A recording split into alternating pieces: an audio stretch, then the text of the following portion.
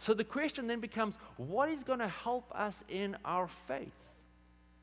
As we wait and we wait for Jesus, for the return of Jesus, what is going to help our faith and give us courage in this world?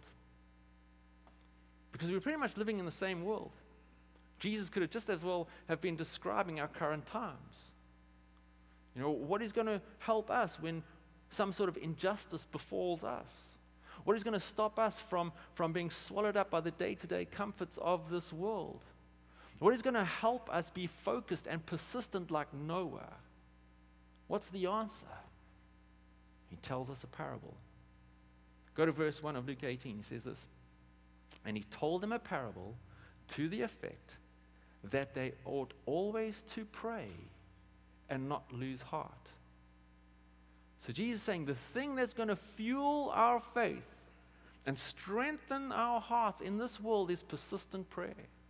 If faith is like the bridge between us and God, then persistent prayer is the vehicle that takes us to God so that we can get strengthened.